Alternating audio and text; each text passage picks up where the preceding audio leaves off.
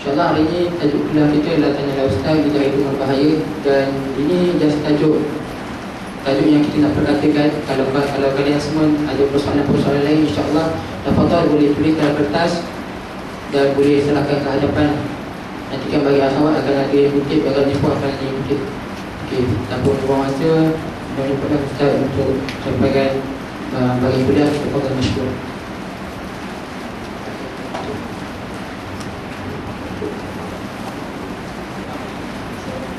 Bismillahirrahmanirrahim. Assalamualaikum warahmatullahi wabarakatuh. Saya mengingatkan sebenarnya sekolahnya. Dan ini Ustaz Idri. So kita faham jauh dia perbezaan dalam di sini. InsyaAllah. Jadi mengenai konsep sementara sebelum kita nak dapatkan soalan, kalau ada soalan aku bagi muslimat, kalau dapat kumpulkan.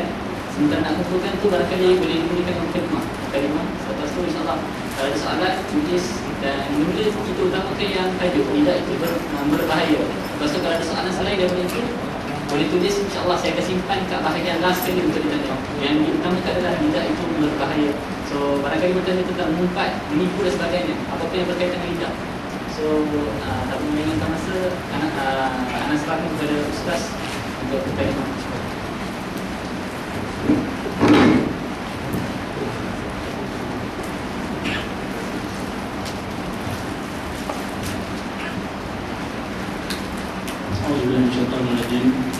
Bismillah, alhamdulillah, wassalatu wassalamu ala rasulillah wa ala alihi wa sahbihi wa mawalah. Fa inna asraqal hadis kitabullah wa khairul hadi Muhammadin sallallahu alaihi wasallam. Syarrul umur muhdatsatuha wa kullu muhdatsatin bid'ah wa kullu bid'atin dhalalah wa kullu dhalalatin finnar wa ba'd. Assalamualaikum warahmatullahi wabarakatuh. Alhamdulillah. Terima kasih kepada pengurusi majlis yang dihormati Tuan Imam Zikir dan juga muslimin dan muslimat yang dikasihi sekalian. InsyaAllah tajuk yang diberikan pada anak iaitu mengenai afatul lisan dalam bahasa Arabnya, iaitu bencana ataupun lidah itu berbahaya. Kitab yang antara kitab terbaik dalam bab ini iaitu karangan Syekh Abu Wahab Al-Qahtani, Afatul Lisan. Memang tajuk dia tajuk itulah, berkaitan dengan bencana ataupun bahayanya lidah.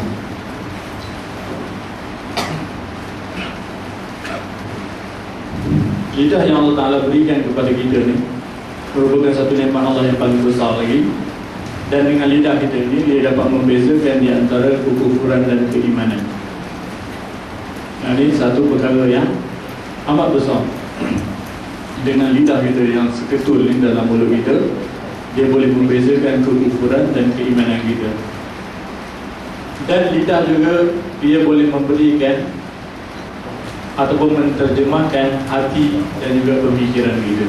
Kerana benda ni walaupun kecil, dia memberi kesan yang sangat besar. Dengan percakapan, dia boleh memperlihatkan peribadi ataupun akhlak seseorang. Jadi memang lisan ini kalau dilihat dia memberikan satu kesan yang sangat besar kepada peribadi seseorang manusia itu.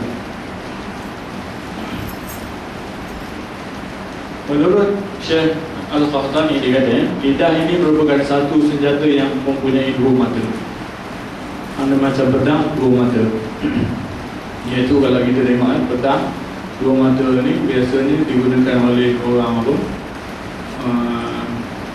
Orang Eropah.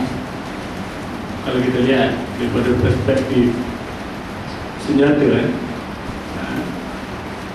dia boleh guna depan dan belakang. Itu apa kalau kita lihat senjata tentera salib zaman dulu, dia mempunyai dua mata. Dan biasanya mata pedang itu lurus. Itu kebiasaan bagi mereka. Dan dia berbeza dengan senjata orang Islam. Senjata orang Islam ni dia biasanya melengkung dan punya satu mata. Dan biasanya dibuat dengan dengan besi yang ringan. Dan itu kalau kita lihat perang salib, biasanya orang Islam yang menang, bukan orang salib yang menang. Itu antara perkara yang dalam ketamadunan Islam, ada benda yang baik untuk dikaji lah. Sebab apa orang Islam dulu boleh menang? Sebab kebijaksanaan dalam mencipta senjata. Idea ni saya dapat pada tahun lepas ketika berada di muzium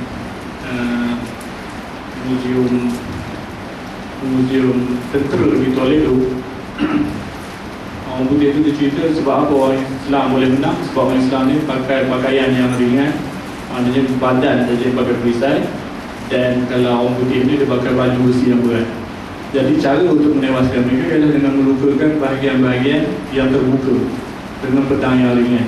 Kalau orang putih ni dia pakai baju besi berat dan pedang pun berat, jadi dalam keadaan itu dia boleh ditewaskan dengan mudah.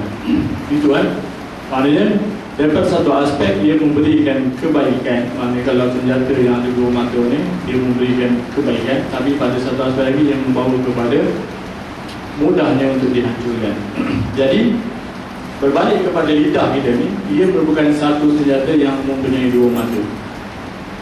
Yang pertamanya, jika lidah ini digunakan untuk ketaatan kepada Allah, seperti membaca Al-Quran, menegakkan yang ma'ruf dan menolak yang mungkar, membela orang yang dizalimi. Kalau kita lihat dalam berita tiap hari, ada orang yang dizalimi dibela oleh peguam bela. Maka itu digunakan lidah mereka untuk menegakkan kebenaran. Maka itu adalah tanda kesyukuran kepada Allah Ta'ala terhadap nikmat yang dikurniakannya. Maka kita gunakan nikmat itu, nikmat lidah itu kepada ketaatan, kepatuhan kepada Allah Ta'ala. Ia memberi kesan yang amat besar. Tetapi yang kedua ni, mata yang kedua ni, senjata ni, ia boleh digunakan untuk ketaatan kepada syaitan. Seperti memecah belahkan kaum muslimin. Ini juga perkara yang berlaku di kalangan umat Islam. Kalau kita lihat sekarang ni, fitnah bermula dengan lidah. Berbagai bentuk kalau kita lihat, bermula perpecahan di kalangan kaum muslimin bermula dengan lidah. Tuduh menuduh, fitnah di antara kumpulan-kumpulan Islam, jemaah-jemaah Islam dan lain-lain, dia bermula dengan lidah. Kemudian antara ketaatan kepada syaitan juga ialah seperti menipu, al-kazib, maknanya menipu, melakukan sumpah palsu. Hal ini biasa, sumpah palsu untuk menegakkan kesesatan. Dia sanggup bersumpah atas sebab-sebab yang tidak sepatutnya. Itu yang berlaku. Mengumpat, al-ghibah, maknanya mengumpat. Itu juga perkara yang boleh memecahkan kesatuan kaum muslimin. Contohnya seperti membawa mulut, gosip, dipanggil an-namimah dalam bahasa Arab, ataupun batu api. Maknanya menjadi batu api kepada orang lain untuk memecah belahkan mereka. Itu merupakan perkara yang buruk daripada lidah. Ikut Ibn Jawziyah, Ibn Qayyim Al-Jawziyah, Ibn Qayyim Al-Jawziyah, dia kata pada lidah ini ada dua perkara tercela yang dimilikinya. Maksudnya pada lidah ni kalau tidak dijaga dengan baik, dia mempunyai perkara yang tercela ataupun bencana yang dapat dihasilkan daripada lidah tersebut. Yang pertamanya, bercakap dengan kebatilan. Maksudnya bercakap perkara yang batil. Ini berleluasa kalau kita lihat ungkapan-ungkapan yang boleh lihat daripada mulut orang tu, biasanya dia diluahkan melalui percakapan juga, termasuk penulisan. Al-kalam ni juga termasuk pada, kalau dalam bahasa Arab, kalam ini juga dinamakan sebagai penulisan juga, termasuk Al-Kitabah tu bermakna kalam. Itu dalam Al-Quran, kita panggil Quran tu kalamullah. Sebab apa? Kalamullah ni dia ditulis di dalam mushaf. Mana tertulis dalam tu, dia merupakan kalam, iaitu cakap, ataupun kita panggil firman, firman Allah Ta'ala. Firman ni daripada bahasa Turki, firman, iaitu perkataan daripada Yang Maha Agung, kalau dalam sesuatu, kalau khalifah pada zaman Utsman itu keluarkan satu deklarasi, maka itu dipanggil sebagai firman. Dan kita gunakan istilah tu dalam masyarakat kita lah. Firman kepada Allah Ta'ala dan sabda. Sabda ni saya tak tahu daripada mana. Itu kepada dinisbahkan kepada Nabi SAW. Setiap perkataan Nabi itu dipanggil sabda. Kalau sabda .org, yang tu bahaya, itu Kristian. Sabda .org dia .orang. Dia sama dengan apa? Answer Islamic apa benda tu yang disebarkan pagi tadi. Tak silap saya, kalau WhatsApp ada banyak, ada 4 alamat web yang mana golongan Kristian dan Yahudi ini mereka menjawab persoalan tentang Islam untuk menyesatkan lah. Dan perkara itu sebenarnya dah lama lah mereka lakukan. Bukan pada masa ini saja, tetapi pada zaman para ambil terdahulu pun mereka dah banyak menyelewengkan perkataan-perkataan yang benar agar manusia tertipu. Mana mereka menyelewengkan segala fakta yang benar daripada Allah Ta'ala tu agar manusia ikut sesat sebagaimana mereka. Okey. Yang pertamanya bercakap dengan kebatilan. Syaitan yang bercakap, golongan yang bercakap dengan kebatilan ini merupakan syaitan untuk melakukan kemaksiatan kepada Allah dengan menipu, memfitnah dan sebagainya lah. Itu yang bercakap lah. Dan yang kedua ni, antara bencana lisan pula ialah mendiamkan diri daripada kebenaran. Itu juga termasuk daripada lidah yang tercela. Pertama dia bercakap benda-benda yang tak elok, menjatuhkan orang, mencela orang, memaki dan sebagainya. Itu adalah bercakap perkara yang batil. Dan yang keduanya, mendiamkan diri daripada kebenaran. Ada benda yang betul tapi didiamkan. Itu juga perkara yang dikira tercela. Ia diistilahkan sebagai syaitan akhras, iaitu syaitan bisu. Ini yang banyak diperkatakan, terutamanya pada masa pilihan raya itu banyaklah benda-benda ni keluar. Yang mana mereka ni membiarkan kemaksiatan itu berleluasa. Dia biar je. Tapi dikecualikan jika bimbang ataupun takut dibunuh ataupun disiksa ataupun ditumbuk. Contohnya kita nak cakap kebenaran tu, tapi orang tu ramai sangat. Nak tegur orang tu, contohnya minum marah. Kalau pemuda Melayu sekarang ni, ada yang melakukan perkara yang terlarang, contohnya minum marah kan? Tapi kita nak pergi tegur, kita pun takut. Jadi itu dibolehkan kerana dia boleh membawa pada kemudaratan kita lah. Ada kat situ kita menegur dengan hati lah. Adhaful iman, anda selemah-lemah iman. Jadi itu kan, maknanya mendiamkan diri daripada kebenaran juga merupakan perkara yang tidak sepatutnya berlaku. Tapi akibat kerana kelemahan umat Islam sekarang ni, banyak perkara-perkara buruk dibiarkan begitu saja. Sebab apa? Sebab kita lemah untuk menegakkan kebenaran ini. Itu yang berlaku di kalangan masyarakat kita lah.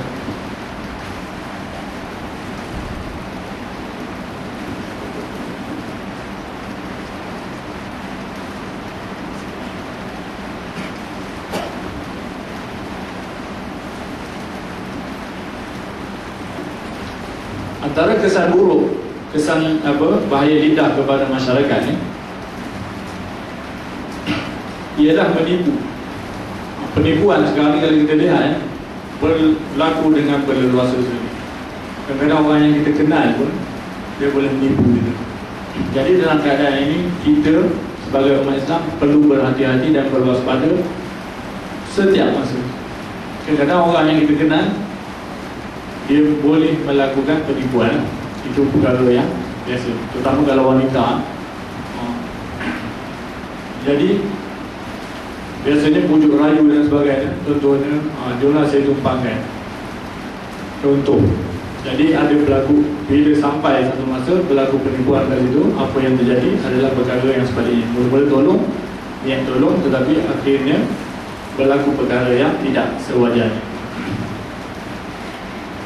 Jadi dalam menipu ni membuatkan orang terpedaya kepada perkara-perkara yang apa tidak sepatutnya. Antaranya perkara yang haram dikatakan halal, perkara yang halal dikatakan haram. Itu perkara yang biasa berlaku di kalangan umat Islam. Yang mana banyak kalau kita lihat penipuan-penipuan ni, contohnya untuk melariskan jualan lah biasanya. Itu yang perkara yang banyak sekali berlaku. Kalau di dalam apa internet tu saya tengok, biasanya persoalan yang biasa sangat ditanya ialah berkenaan dengan mencari untung, forex lah, MLM dan sebagainya, dan perniagaan-perniagaan yang berkaitan dengan sesuatu perkara yang tidak logik lah, seperti menjual air jambi dan sebagainya. Itu perkara biasa yang banyak terjadi, dan orang tidak sedikit yang terpedaya, yang mudah terpedaya dengan tu. Semua kadang-kadang tu kena tipu sampai boleh bankrupt lah syarikat dia, sebab percaya dengan perkara tersebut. Itu kan mana permainan lidah yang bahayanya besar kepada masyarakat.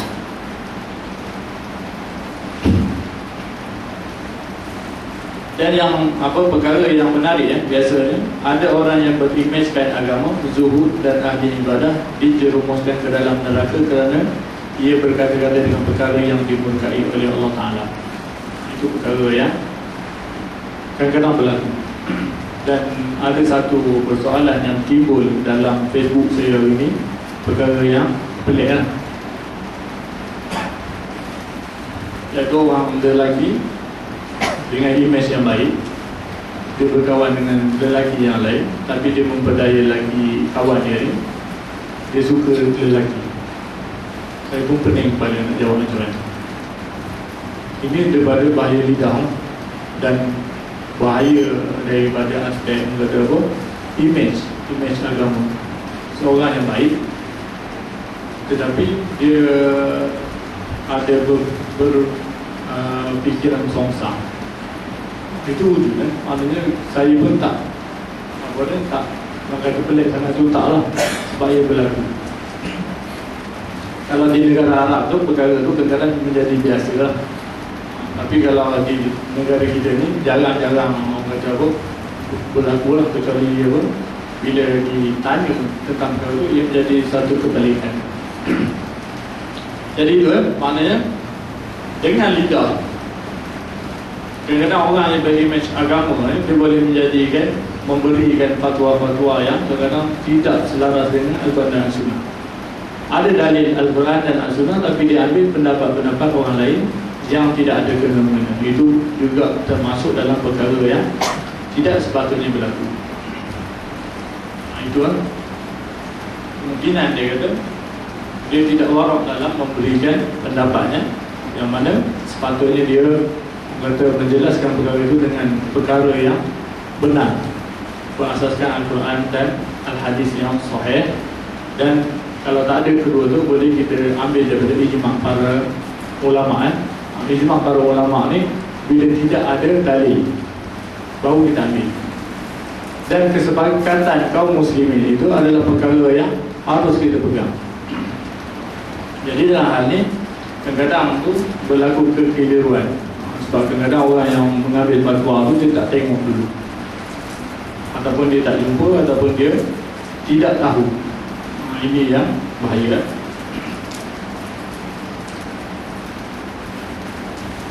Jadi dalam Islam ni kalau kita lihat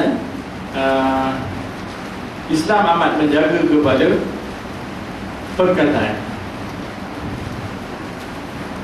Mana perkataan yang disampaikan oleh seseorang itu as-sadir an insan ma yushiru ila haqiqah aqli.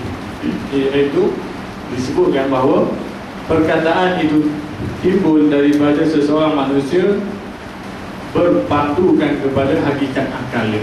Mana hakikat akal kita ni, bila kita sebut sesuatu perkara, orang boleh nampak kita punya akal kita. Itu perkara yang orang kata yang biasa berlaku. Pernah satu ketika, cerita ni saya dengar daripada syekh saya dulu. Dia ceritakan bagaimana Imam Abu Hanifah, tak silap dalam majlis dia, tengah dia mengajar, tiba-tiba datang seorang lelaki yang berimej kan, mereka imej yang mengagumkan lah.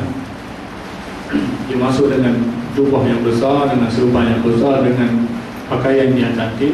Dia masuk ke majlis Imam Abu Hanifah dan orang semua tengok. Kalau buat imam ni biasanya mereka ni majlis ilmu dia ramailah manusia yang hadir. Kalau Imam Malik Ibn Anas, dia punya majlis dia di Madinah tu kadang-kadang sampai 3,000 orang. Dia bercakap ada orang yang tukang lawung pula. Maknanya ramai orang yang datang ke majlis dia. Jadi ketika mana Imam Abu Hanifah ni melihat orang tu datang, dia pun memberikan laluan. Dia ajak orang tu masuk duduk ke satu tempat. Ada orang lain tengok orang tu datang, dia pun bagi ruang. Sebab kagum melihat kepada dia punya penampilan. Jadi dalam keadaan itu, dia pun menjemput orang tu minum. Jadi bila dia beri air selepas habis daripada majlis ilmu dia bagi air kepada orang tu, sebab orang tu nampak daripada tempat yang jauh. Bila diberikan air segelas, orang tu minum, 2 gelas, orang tu masih lagi minum. Nak bagi yang kali ketiga, orang tu kata yakfu ni sebenarnya salah daripada aspek bahasa Arab. Dia sepatutnya yakfi, kafa. Yakfi maknanya cukup, kafa. Tapi dia kata yakfu, kafa yakfu, salah. Jadi dalam keadaan itu Imam Abu Hanifah terus menunjukkan kaki dia.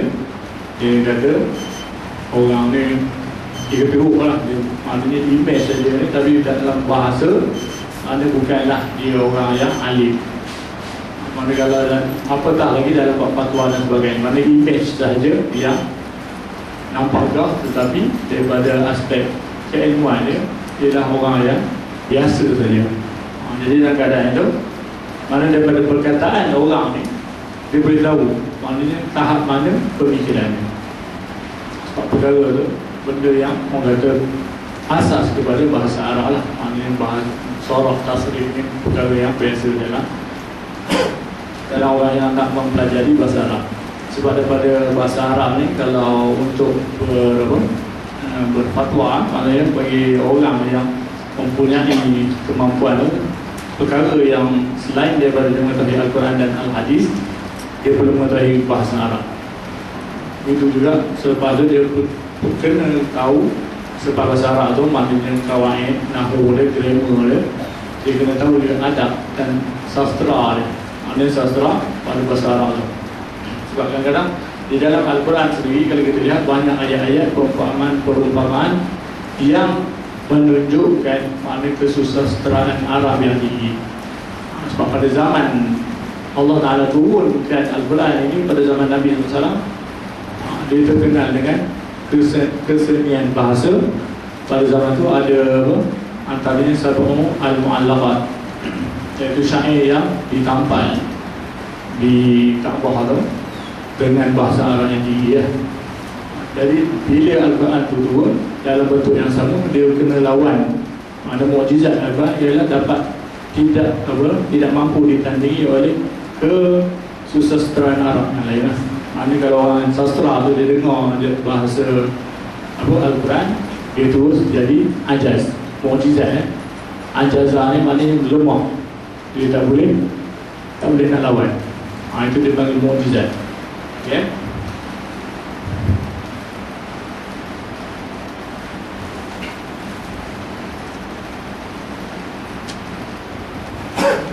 Dan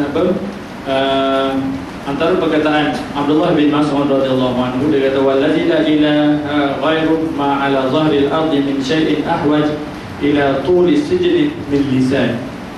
Ini pesan daripada Ibnu Mas'ud, Abdullah bin Mas'ud, dia kata, dan yang tiada Tuhan selain daripadanya, Allah Ta'ala, dan demi Allah yang tiada Tuhan selain daripadanya, ma ala zahril ardi min syai'in, tidaklah ada perkara yang paling penting di atas muka bumi ini yang amat perlu difokuskan ila tulis sijnin min lisan, iaitu pada berwaspada dalam percakapan. Sebab dalam percakapan ni, kalau tersalah saja dia boleh menjadikan mana orang yang gembira jadi sedih, orang yang baik jadi pemarah dan sebagainya. Itu mana pentingnya menjaga lisan. Dan kalau nak diceritakan bahaya lisan ini, iaitu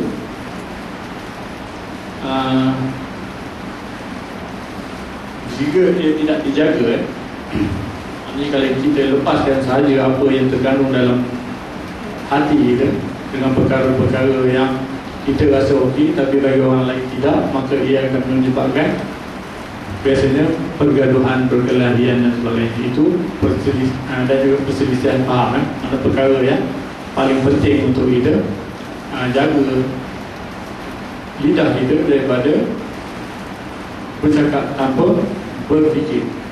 Hari ini banyak berlaku, ada perkara-perkara yang boleh menyebabkan pergaduhan dan sebagainya.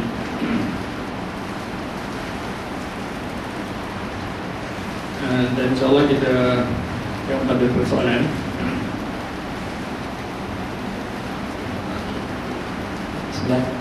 So bagi muslimat, kalau ada soalan boleh letak kat tengah ya, organisasi best. Siapa-siapa yang in-charge tu minta letak soalan kat tengah, kutip dan kumpulkan soalan letak kat depan. Bagi muslimin, soalan-soalan yang telah dikumpulkan.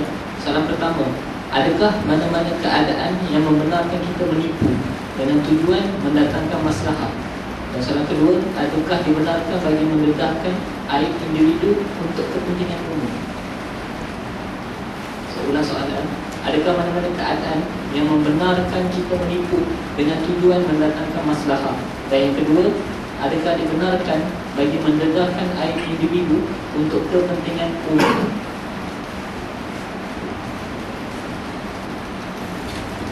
Bismillahirrahmanirrahim.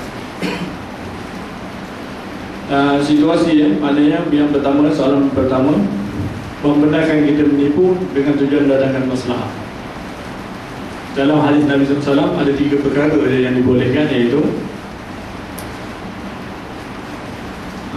dalam peperangan, yang keduanya untuk mendamaikan antara 2 orang yang berkelahi, dan yang ketiganya iaitu untuk mendamaikan suami isteri. Atau kama qala, ia dibolehkan dalam bentuk yang mendatangkan maslahat. Bukan kita mencari maslahat untuk kepentingan diri, itu tidak boleh. Tapi kalau menipu untuk mendatangkan kebaikan kepada kaum muslimin, dibolehkan. Contohnya dalam perang, dan begitu juga dalam perkara yang berkaitan dengan untuk mendamaikan kaum muslimin. Mana dalam keadaan darurat dibolehkan juga lah untuk menyelamatkan nyawa kita sendiri. Mana perkara yang darurat ini dibolehkan. Dan ia tidak boleh dalam bentuk taqiyah. Kalau kita lihat kaum Syiah, dia pakai taqiyah pada setiap masa, pada waktu damai dan juga pada waktu perang. Kita hanya boleh dalam waktu yang dikira sebagai darurat, pada keperluan, dan tidak boleh pada waktu damai. Berbeza dengan Syiah. InsyaAllah pada sekadar iklan Alhamdulillah pada hari ini saya dapat menerbitkan sebuah buku berkenaan dengan Syiah, ancaman Syiah. Saya sempat buat sebuah buku yang nipis saja tentang ancaman Syiah. Sebab perkara ini penting untuk kita perjelaskan kepada masyarakat dalam bentuk yang mudah. Saya buat ni pun dalam bentuk yang mudah, berwarna-warni untuk semua orang boleh baca dan suka membaca. Sebab perkara yang kalau kita buat dalam bentuk yang tebal seperti mana yang biasa dibuat, kadang-kadang 100 muka, 500 muka, tak ada siapa nak baca lah. Terutama orang yang sibuk. Kalau orang yang tak sibuk pun dia tak suka baca. Masyarakat kita lah beza macam tu. Saya buat beberapa buah buku tebal, memang susah nak pergi lah. Tapi dalam bentuk yang macam ni, insyaAllah semua orang boleh beli dan boleh baca dan boleh tengok gambar warna-warni lah. Sebab orang ni dia suka pada bentuk yang indah-indah. Itu yang biasa lah. Sebab saya pernah sebelum ni saya ada buat satu buku berkaitan dengan Andalus, sejarah Andalus. Bila saya tunjukkan kepada orang yang korporat, dia kata macam ni senang. Dia kata saya boleh baca dalam masa tak sampai 1 hari. Dengan kesibukan kerja dia kata, daripada pagi pergi tengok kawasan, pergi mana semua, dia kata kadang-kadang dia beli buku 2 jilid tentang sejarah Andalusia. Dia kata tak habis-habis. Baca separuh, baca suku, pening kepala, dia tinggal terus. Dah beberapa tahun dah duduk dalam dia punya rak dia. Tapi dalam bentuk yang simple macam ni, kita baca sekali lepas, insya-Allah kita boleh dapat. Dan kadang-kadang tu kita boleh bagi kepada kanak-kanak. Ada orang yang budak-budak pun boleh baca, orang tua pun boleh baca. Sebab dia tidak terlalu tebal dan kadang-kadang bertekan. Apa benda ni istilah, apa semua bayar. Itu kan?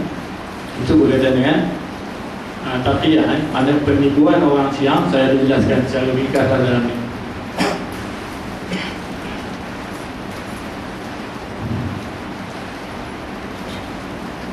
Yang kedua soalan dia, adakah dibenarkan bagi mendedahkan aib individu untuk kepentingan umum?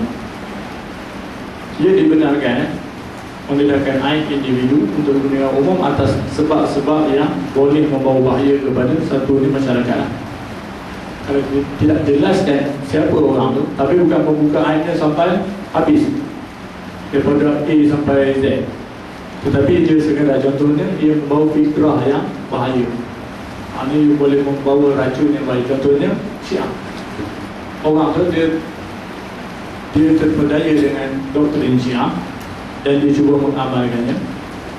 Kita boleh jelaskan. Ada orang tu dia kat kawan kita, dia bukan perkara aib kan?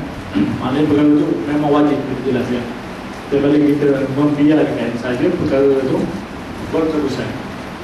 Jadi daripada yang kalau kita lihat para imam salafus salih tu, dia kata jika kita mendiamkan perkara itu adalah lebih buruk lagi kepada masyarakat Islam. Jadi kita kena beritahu setakat apa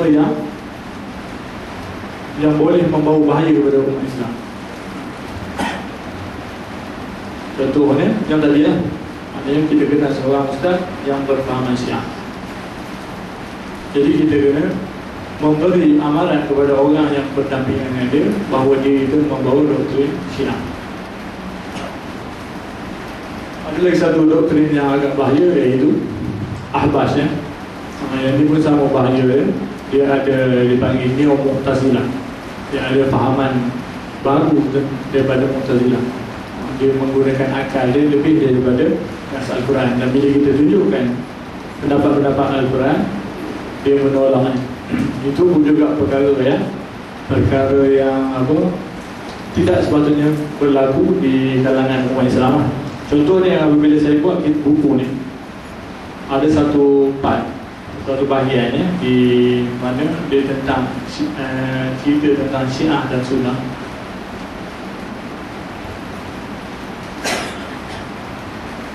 Di Lebanon contohnya, Orang Sunnah hanya 23% dan Syiah 38%. Mana ramai orang Syiah. Dan presiden di Lebanon seorang Arab yang beragama Kristian. Bila Rafiq Al-Hariri menjadi Perdana Menteri, kemudian dia dibunuh pada tahun 2021-2023 saya tak ingat. Jadi dia atas sebab keterampilannya dalam memperjuangkan sunnah, walaupun dia seorang businessman saja dengan pemikiran yang agak kata sekular lah, tak tahulah, tapi dia seorang Sunni dan dia dibunuh atas sebab itu. Jadi yang lebih peliknya, kelompok Ahbas, iaitu seorang yang dikatakan memperjuangkan sunnah, pada masa yang sama dia bergerak bebas di Lebanon dan dia diterima di Lebanon. Tapi di negara-negara Arab lain, kelompok Ahbas ini tidak diterima. Tapi wujud di kalangannya di Malaysia ini ada beberapa individu yang cuba menyebarkannya. Itu juga antara doktrin yang bahaya. Apa saja yang bersalah dengan pendapat dia, dia boleh takfir. Tapi mereka tak gunakan. Di Malaysia ni tak gunakan lagi. Dan golongan lain pula yang jadi kata apa, golongan yang kasar lah dia kata. Tapi di negara Arab, sejak dahulu saya ada baca dia punya apa, orang kata buku-buku terbitan dia memang mentakfirkan para ulama. Sampailah hari ini antaranya Al-Qardawi, almarhum Syekh Sain Ramadan Al-Buti, itu antara yang dikafirkan oleh mereka. Dan sekarang mereka ni seiring ya dengan bahayanya dengan Syiah, tapi dia agak bergabung terkawal lagi lah. Itu kan. Jadi kat situ khulasah, kesimpulannya boleh mendedahkan aib individu untuk mencegah masyarakat daripada terpengaruh dengan takyah mereka.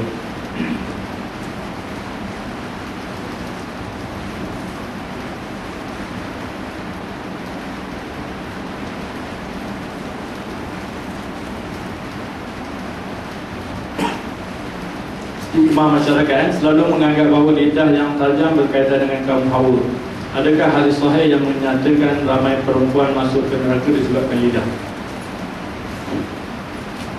Yang berkaitan dengan hadis berkaitan dengan lidah ni, dia yang saya pasti ia lebih berbentuk umum. Tetapi yang menyatakan ramai perempuan masuk ke neraka disebabkan perkara lain itu adalah antaranya satu hadis hadis sahih dalam Sahih Al-Bukhari menyatakan tentang Nabi SAW melintasi satu kumpulan wanita pada pagi hari raya. Baginda pun cakap, baginda bersabda dengan beberapa peringatan, dan antaranya baginda menyatakan bahawa wanita ni ramai di neraka. Jadi kaum wanita tak berpuas hatilah. Sahabat pada waktu itu mereka pun bertanya sebab apa. Sebab antara sebabnya dia kata wanita ini tidak mensyukuri, berterima kasih kepada suami. Itu antara sebab. Sebab kadang-kadang tu perkara yang remeh dalam apa, dalam rumah tangga ni, kadang-kadang bila berlaku perkara yang tidak puas hati, kaum wanita biasanya dia macam apa, emosional sikit lah. Memang apa, emosi terlalu sensitif lah. Jadi dalam keadaan itu dia seolah-olah segala perbuatan baik suami itu tidak berlaku. Itu yang banyak apa terjadi. Dan dalam hal ni, kalau perkara yang biasa yang terjadi dalam hal rumah tangga, biasanya wanita dulu yang cepat membuat keputusan, kata ceraikan saya. Itu perkara yang berlaku. Kalau kita dalam filem pun itulah juga. Jadi perkara itu antaranya apa sebagaimana yang Nabi sebutlah, maknanya perkara yang kecil tapi dianggap besar dan tidak sepatutnya kaum wanita melakukan sedemikian. sebab memang ada peringatan. InsyaAllah perkara ni kalau apa maknanya saya tidak dapat memberikan hadis yang begitu jelas dalam hal ini, insyaAllah boleh pergi ke saya punya Facebook, kita boleh memberikan nas-nas dia. Sebab sebenarnya macam saya, maknanya seorang yang lebih gemar menulis dalam bab orang kata apa, pengukuhan Al-Quran dan Al-Hadis ni, saya lebih kepada mencari rujukan, maknanya membawa rujukan yang lebih kemas untuk boleh dirujuk bersama. Sebab dalam apa, dalam ulama dan hadis ini dia ada beberapa peringkat ya. Antaranya ad-dabtu ni iaitu ketepatan dalam menyampaikan dalil. Dia ada dua, ad-dabtus sudur, dabtus sadr dan dabtul kitabah. Maknanya dua bahagian. Orang ad-dabtu ni ketepatan dia, yang pertama tu kalau berkaitan dengan hatinya, iaitu macam Imam Al-Bukhari, dia mampu ingat beratus ribu buah hadis. Itu biasanya orang kita ni ada jugalah, tapi tak ramai. Ini ulama yang memang kemas dalam bab hadis walaupun ada, tapi tidak terlalu ramai lah. Tapi di negara Arab tu perkara tu biasa. 40 buah hadis sanad dengan matan, dia ingat perkara tu macam biasa. Itu saya pernah lihat sendiri lah, budak 8 tahun, perempuan, anak pada Syekh kami. Saya belajar Fathul Bari, kami ni terhiri-hiri nak baca kitab Fathul Bari. Dia kata dia boleh hafal, dia boleh baca bab At-Tawadhu daripada kitab Riyadhus Shalihin sanad dengan matan sekali. 8 tahun baru, mana dia belajar dulu. Itu perkara biasa lah.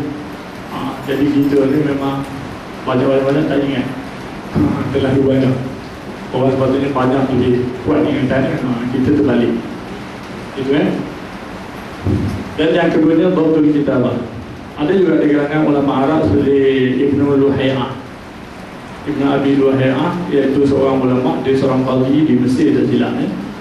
Dia tu memang mahir dalam bab hadis, tapi menerusi penulisan dia, maknanya catatan dia daripada para ulama yang ditulis.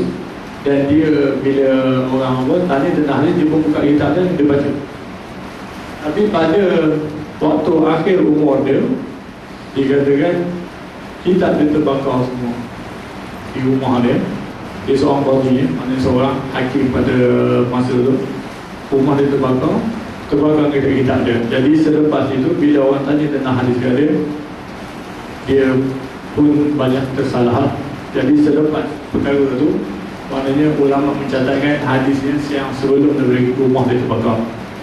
Itu antara perbezaan dabtul kitabah dengan dabtus sadr. Dan saya termasuk dalam dabtus sadr kan, maknanya dabtul kitabah, maknanya dab ketepatan pada rujukan.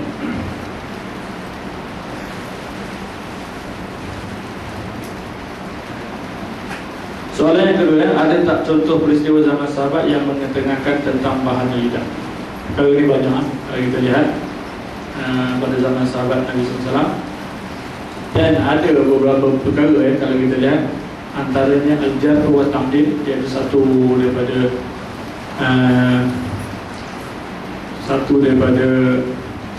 ilmu subjek daripada mustalah hadis, iaitu al-jarh wa ta'dil. Iaitu al-jarh iaitu mencacatkan, al-ta'dil iaitu tidak mencacatkan, maknanya memberikan adalah kepada seseorang itu. Jadi itu juga termasuk dalam bab memberikan peringatan. Sebab dalam satu hadis Nabi SAW, Nabi kata bisa akhul ashirah, sebagai sejahat orang itu adalah orang yang paling dekat sekali.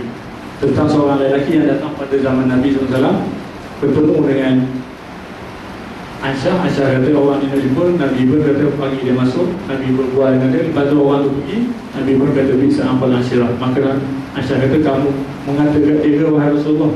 Tapi sebenarnya Rasulullah kata sebagai peringatan. Itu antara maknanya al-jar, tajrih itu dalam bab hadis pun dia ada, sebab untuk menyatakan apa dia, maknanya untuk menyatakan contohnya orang ni dia membawa satu hadis tapi dia dikenali sebagai seorang yang suka berdusta. Ini penipu lah. Sebab perkara itu berlaku daripada zaman Nabi dan selepas zaman Nabi sampailah pada hari ini. Kalau hadis Facebook, kalau kita tengok, memang perkara yang berleluasa lah. Kadang-kadang dia terbalikkan matan, dia tambah kat hujung matannya. Itu perkara yang tidak sepatutnya berlaku. Contohnya kalau penambahan matan saja, dia boleh menyebabkan hadis sahih jadi hadis yang lemah. Contohnya talabul ilm fardhatun ala kulli muslim, ala kulli muslim.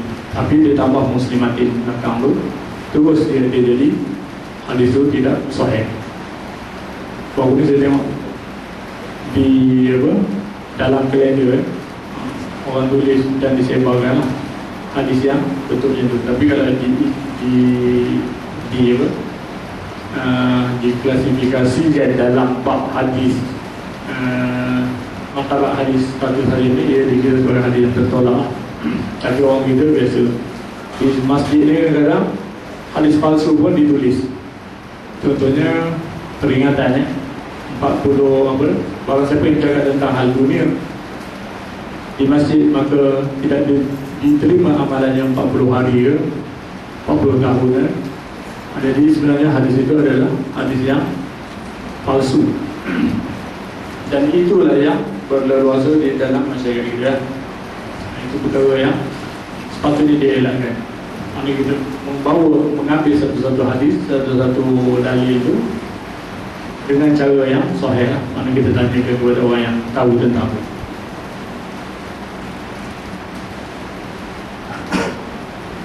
Soalan seterusnya, apakah hukum mengkafirkan seseorang? Adakah apa-apa kriteria untuk kita mengkafirkan seseorang?